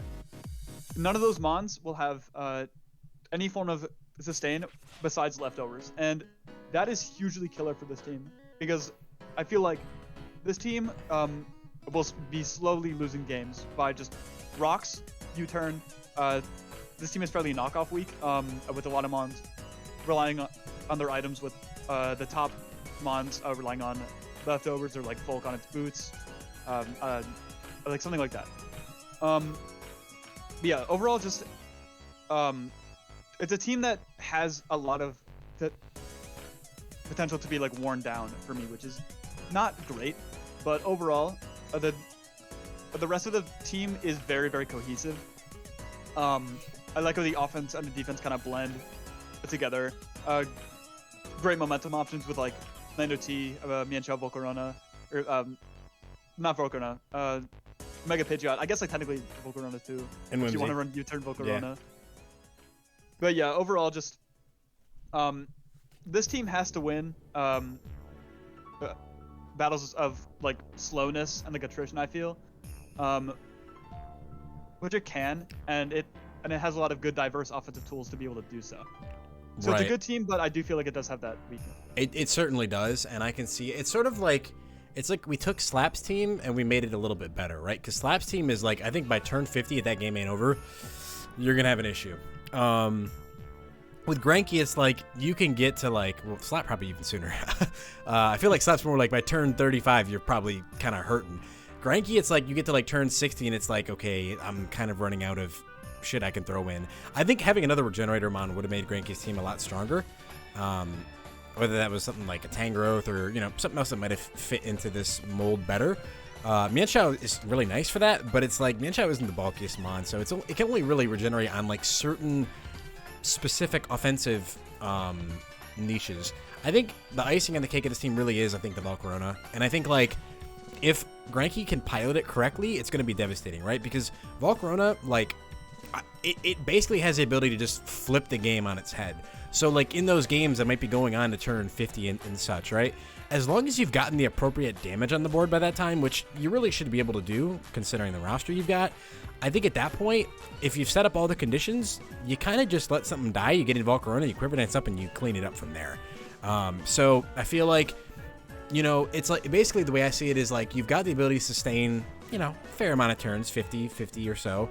And then at that point, it's like your contingency plan is the Volcarona. And a lot of times, if a team's not well equipped for it, or hasn't prepared well, or they've lost their counter, Volcarona will just clean up. That's what it is. It's a broken mon. And Quiver Dance is just crazy on it. Like, it's just very silly to me how good it is. And the funny thing, too, is you can even just run Volcarona with, like, boots and 3 attacks. And it's scary, because it's like, it has a hard profile to take down. Like, it's hard to switch into Fire Blast and Bug Buzz and Giga Drain all from one mon. You know, you throw Toxic in the mix there to just, like, weaken something like, you know, Talonflame or Rotom Heat or whatever their makeshift answer is, and it becomes very difficult. So, it's got the tools, it's got a little contingency plan, but like we were saying, you know, having a little bit more bulk could have put it higher up on the list. Having a Regenerator mon, I think, probably would have been the deciding factor. Or another good one. I mean, I am also actually a Volcarona fan, because that thing is such a good contingency plan and like an X Factor mon, because realistically, like, yeah, a lot of teams are not going to be prepared for a late game like sweeping Volcarona, unless you have like a Heat Train or something. But even then, that can get worn down by things such as like the Mega Pidgeot on this team. Like overall, go ahead. The team's offense blends together well, but yeah, if this just had a bit more sustainable, like if it had like a Slow King over like a Tapu Fini or something, that would be a lot like more sustainable and like amazing for this team, but it doesn't. Right, and like that's kind of what I'm looking at. Like, I'm looking at some of the rosters. Like, I look at like Joshua's team, man. It's like that Goodra gets worn down, it's a wrap. Quiver Dance goes up, it's a wrap. It's just over. It's just over, right? Like, there's certain teams that have to like really, really think hard in the builder about how they're gonna. He does have the Ditto, which could be a way, but like, you know what I'm saying? Like, it's some of these teams just have very fringe answers to a late game Volcarona that's put into a good position and gets set up. It's very, very hard to stop that thing. So, definitely gonna be a scary element when it comes to prep. So, with all that being said and done, we find ourselves moving on to number 1, which is none other than PZZ, the Seattle Sharpedos. This team is really sick. It's really cool. I didn't think I would rank it so highly, and we had our rankings, but it was like we had flip-flopped on who we agreed for number 1, and so the only thing we were agreeing on was like having PZZ rated like super highly. So, I mean, it's a wonderful team. Why don't you talk a little bit about it? Yeah, I do think that this team is actually really good. Overall, it does have a lot of like the offensive and defensive pieces that you would want to win a game. Dansey and Kyurem are both extremely pressuring mons, and I feel like there's a difference between like a top tier offensive mon and like a pressuring top tier offensive mon. Because Dansey and Kyurem are 2 mons that are distinctly notable for just having very few like conventional counterplay, because Dansey hits literally everything, and it is strong versus pretty much any matchup. And Kyurem is a mon that, depending on the set, can just win games on its own. And when you have things like one of the best momentum options in the game, into those 2 mons with Washdom and like spikes with Ferrothorn, and like other pivoting options with things like Incineroar and even Barraskewda, those 2 mons get a lot scarier really, really quickly. And those like bulky offensive options like Washdom, Pharaoh, Incineroar, Zam, Barraskewda, those are pretty good contingency plans and just mons in the back to have, because like Washdom, Pharaoh fill each other out. Incineroar pivots. Alakazam can like cheese things and act as a good revenge killer. Like overall, like he has great ways of just kind of like keeping the pressure up, which is like a huge thing in this generation. Pressure is key, and that is how you win games. Just constantly like lay it on your opponent until they cannot do anything about it anymore. For sure. I think the top 5 just synergize together like amazingly. They just form a beautiful core. Only weaknesses I can really point to is like removal is a little bit sussy sometimes. You don't really want Rotom to have to run defog all the time. You do have Dancey with magic bounce. That definitely helps.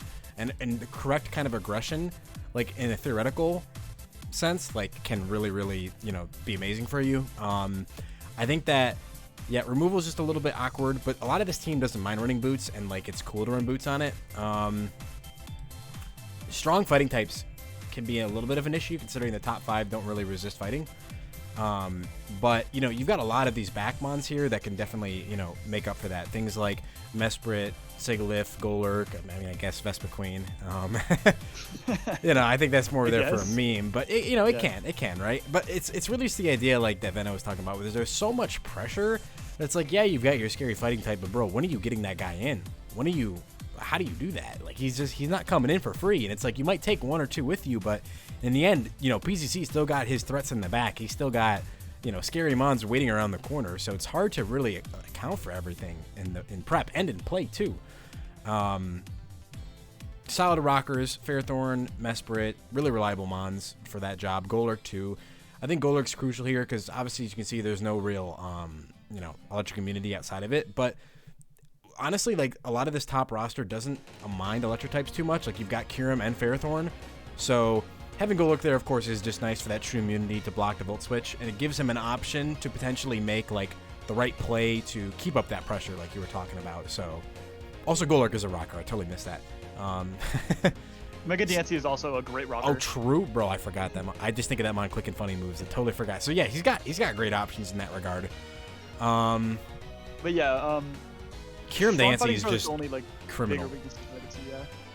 It's just criminal how strong that is. And Kyurem is literally pressuring too. I mean, that boy does have pressure, so you got to watch out for that, man. Your funny moves only got 8 PP. It might be gone before the game's over, so you always got to watch out for that. I love Incineroar in this build. I absolutely love Incineroar here. I just think it's like super complements a lot of these other mons, and it has great knockoffs, really valuable for things like Dancey and Kyurem. Parting Shot is great for them, allows them to come in, maybe even set up under the right conditions. And Zam is just like super frustrating to deal with once, like, because Kyurem and Dancey are gonna force damage like pretty much no matter what. And then at a certain point, like Alex Zam can really be your late game cleanup option. Focus Sash, Magic Guard. It can take one hit you need to and just kind of pick everything off at its own pace. So you really got to be mindful of that. Great speed control with Barraskewda too. I think the only other thing I would complain about with this team is that like sustain later into the game can be a little bit questionable. Kyurem can run Roost. Fairthorn's got Leech Seed. It can hang around for a long time. Incineroar can hang around a long time because of Intimidate, but there's not a lot of truly amazing Roost and recovery mons on the team, so PCC's got to make sure that he, secures the game in a timely fashion. You can't be playing a 70-turn game with this team, I don't think. That being said, though, he does have like a pseudo contingency, kind of like we were talking about with Granky and Valcorona. Alakazam kind of can be that because it's just got the speed to just clean up. And so can Barraskewda, right? You get rid of the right mons, and they can just click Band Liquidation 3x, and game's over. So, a lot of great tools, scary pressure, and I think the top 5 just really, they work together so well, like almost better than some of the other combinations we've seen. So, really swanky roster. I like it a lot. Yeah, worst case, like you were saying, I feel like he does like have the momentum and the speed options to be able to pull out like an end game, because the speed control on this team is pretty good with Zam and Barraskewda, with Barraskewda just being so fast, and Focus Sash Magic Guard Zam is so crucial for this team because if a Dancey and Kyurem need a mon gone or kill enough like crucial mons for a Zam to be able to shine in the late game, Zam will do that because it is a Magic Guard Focus Sash gives it like such like good insurance as a mon where you will always have that mon late game that will be able to kind of clutch something out for you, which is really good with these 2 strong breakers and good pressure that the team lays on. Strong fightings are kind of like the only big weakness that I would see for this team, but like realistically, like he has ways to revenge them and lay on the offense to deal with them, which is I'd say that that's fine. Yeah, realistically, like if it was like Yuxi over like Mesprit or something like that would be better, but what can you do? Right. You got to make do with the tools that you can get, because it's hard to get everything you exactly want. And I think, with that in mind, it's still a really banging roster that PZZ threw together. So, this is sort of the breadwinner we ended up on. I think it's going to do really well. I think PZZ should be able to pilot it great as well. So I'm really looking forward to that. And last Poison Point season, he was also, I believe, the coach who was, I believe he got 3rd place in the regular season. So if he got 3rd place back then, he's definitely primed to take a promotion spot now. Hey man, I think that was me last. Well, no, did I do? I was in playoffs last season, but I ended the season at position 3, I believe. So I just narrowly missed that, and then next season I was able to clutch it out. So let's hope PZZ can do that as well. I'm really excited to see what he can do with this team. It looks really fun. Just those top 5. It's just nasty, dude. It's gonna be nasty. Any other closing thoughts for this PR, Veno? Slap better make playoffs. I agree. Slap, you better make playoffs, dude. That's all I care about. Literally. But yeah, no, overall, this looks to be like a fun season, and I hope that everyone has fun with their teams. Is like pretty much all. Yeah, I think you guys have drafted some really interesting teams. Very, how would I say it? Like you can definitely see the styles and the thoughts going into these teams. They look fun. Some of them look super fun. Like I would love to try Luffy's team. I think Hacker's team looks really fun as well. So everybody, good luck this season. Let's see what you guys can do. Maybe you'll prove us wrong. Who knows? Other than that, guys, I think we've covered everything we want to. So thank you so much for watching. Make sure you guys subscribe to the DGBA. I mean, these guys in the council, they work their ass off to make all this possible. So make sure you give them a fat sub. Give the video a fat like. Give us a big comment too. And we will see you guys in the next PR video. Good luck this season. Peace.